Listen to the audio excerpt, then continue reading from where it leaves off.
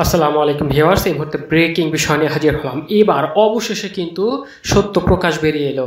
বাংলাদেশের সাবেক সেনাপ্রধান এই জেনারেল আজিজ অবশেষে তাকে কিন্তু মার্কিন নিষেধাজ্ঞা দেওয়া হয়েছে। শুধু তাই নয়, তাকে একা নয় কিন্তু পুরো তার পরিবারকে মার্কিন নিষেধাজ্ঞা দেওয়া হয়েছে।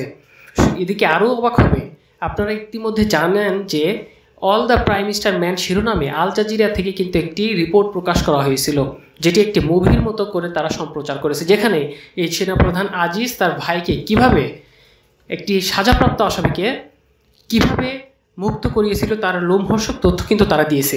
সে সকল বিষয় কি অবশ্যই কিন্তু এখানে এসেছে, সে সকল বিষয় জানবেন এবং আরও যে বিষয়গুলো জানলে অবাক হবেন সে বিষয়টা হচ্ছে এই সাবেক সেনাপ্রধান আজিজের বিরুদ্ধে যে ব্যবস্থা নিল মার্কিন যুক্তরাষ্ট্র, এই বিষয়টি নিয়ে কী বললেন আমাদের স্বরাষ্ট্রমন্ত্রী।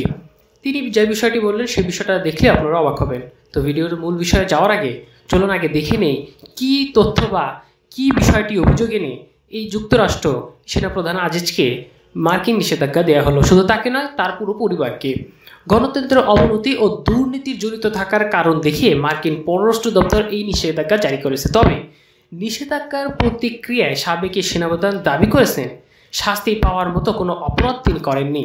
তার বিরুদ্ধে ওঠা বিভিন্ন অভিযোগের জবাব দিয়েছেন মিস্টার আজিজ। সোমবার স্থানীয় সময় যুক্তরাষ্ট্র পররাষ্ট্র দপ্তরের মুখপাত্র ম্যাথিউ মিলারের এক বিবৃতিতে বলা হয়েছে, সাবেক সেনাপ্রধান আজিজ আহমেদ তৎপরতার কারণে বাংলাদেশের গণতান্ত্রিক প্রতিষ্ঠানগুলো দুর্বল হয়েছে এবং সরকারি প্রতিষ্ঠান এই কার্যক্রমের ওপর থেকে জনগণের আস্থাও হারিয়ে ফেলেছে। আজিজ আহমেদের বিরুদ্ধে ঘুষ গ্রহণের অভিযোগ এনেছেও কিন্তু যুক্তরাষ্ট্র। দাবি, ব্যক্তির স্বার্থে বিনিময়ে সরকারি নিয়োগের ব্যবস্থাও করে দিয়েছেন তিনি। আর বলা হয়েছে, সামরিক বাহিনীর ঠিকাদারি অবৈধভাবে পাইয়ে দেওয়ার জন্য তার ভাইয়ের সঙ্গে যোগ সাজসও করেছেন কিন্তু এই জেনারেল আজিজ আহমেদ। তাছাড়াও তার ভাইয়ের অপরাধ সত্ত্বেও তাকে বাঁচাতে দুর্নীতির আশ্রয় নেন বলেও দাবি করেছে মার্কিন পররাষ্ট্র দপ্তর। বিবৃতিতে আরও জানানো হয়েছে, বাংলাদেশের সাবেক এই সেনাপ্রধানকে foreign operation and related programs appropriation অ্যাক্টের ৭০৩১ ধারায় আওতায় অন্তর্ভুক্ত করার ঘোষণা দিয়েছে পররাষ্ট্র দপ্তর। বাংলাদেশের গণতন্ত্রের প্রতিষ্ঠান ও আইনের শাসন শক্তিশালী করতেই নিজেদের অঙ্গীকার পূর্ণ ব্যক্তের কথাও বলেছেন কিন্তু এই যুক্তরাষ্ট্র, যার ধারাবাহিকতায় আজিজ আহমেদের বিরুদ্ধে এই ব্যবস্থা নেওয়া হয়েছে।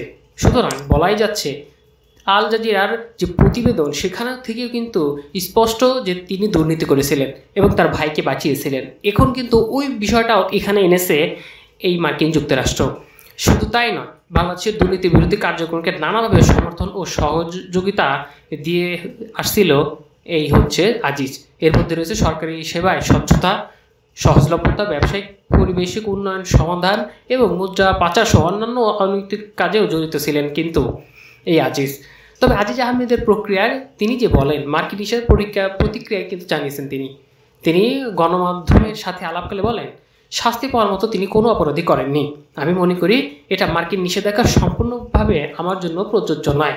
আমার ভাই হ্যাংরি থাকলেও এটা পুরো প্রসেসের সাথে আমার কোনো সম্পৃক্ততাও নেই, এই মিস্টার আজিজ আহমেদ বলেন। তার বিরুদ্ধে দুর্নীতির অভিযোগ নিয়ে আন্তর্জাতিক গণমাধ্যম প্রচারিত ডকুমেন্ট প্রসঙ্গেও টেনে এনেই আজিজ আহমেদ বলেন, আল জাজিরাতে All the Prime Minister man দেখানো হলো আমার ভাইকে মিলিটারি কন্ট্রাক্ট দিয়ে করাপশন করেছি, এই অভিযোগ আনা হয়। তখন ইউএন থেকে বক্তব্য দিয়েছিল।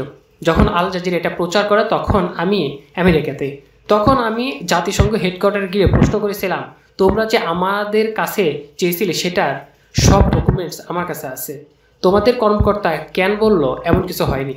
তখন তারা বলেছিল যে এটা সঠিক হয়নি। তারা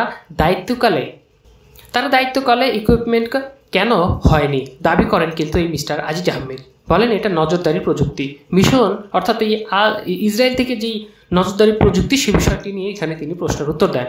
মিশন এলাকায় দেওয়ার জন্য পারচেস করা হয়েছিল। আমি 4 বছর বিজিবির ডিজি, তিনি সেখানে কয়েক বছর বা 3 বছরের মতো ছিলেন। 7 বছরে আমার কোনো ভাইকে আমি একটা কন্ট্রাক্টও দিইনি।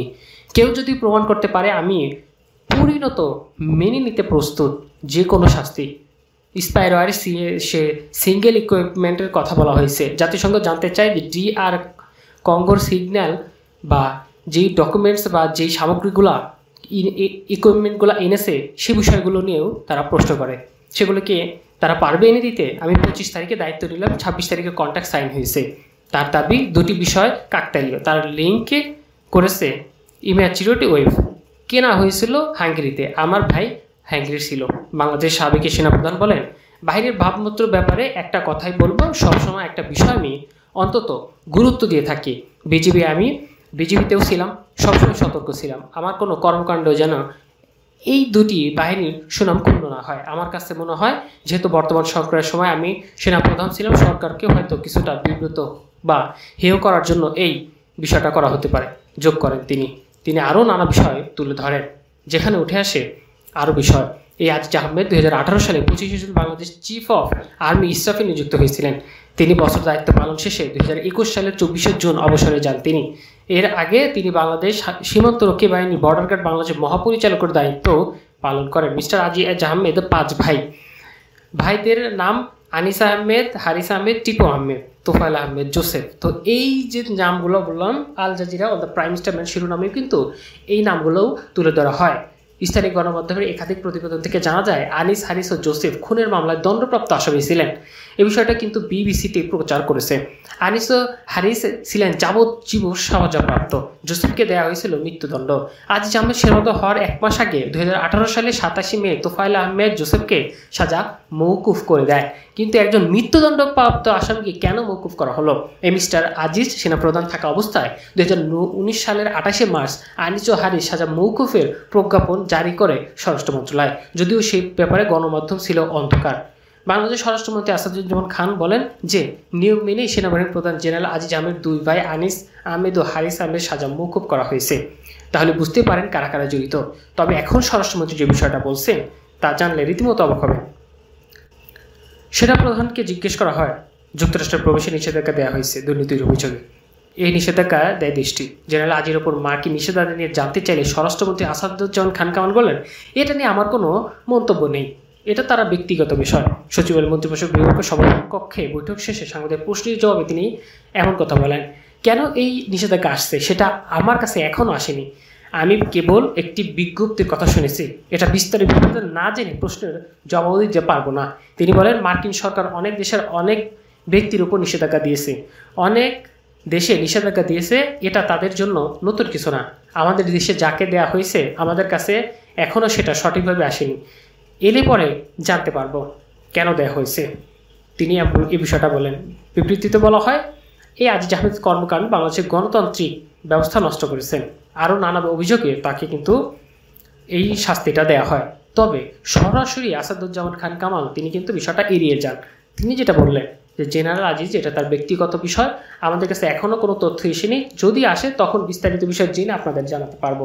এখান থেকে কিন্তু অনেক বিষয় স্পষ্ট বোঝা যায় জেনারেল আজিজ তিনি অনেক অপরাধ করে থাকতে পারেন, যে বিষয়গুলো আমরা দেখেছি Al Jazeera on the prime statement যে শিরোনামটি তারা প্রকাশ করেছিল 2022 সালে, সে বিষয়টা স্পষ্ট কিন্তু এখান থেকে প্রমাণিত। যাই হোক, আপনারা মন্তব্যে জানাবেন যে এই যে সেনাপ্রধান আজিজকে গ্রেপ্তার করা হলো এই বিষয়টি নিয়ে আপনারা কী ভাবছেন।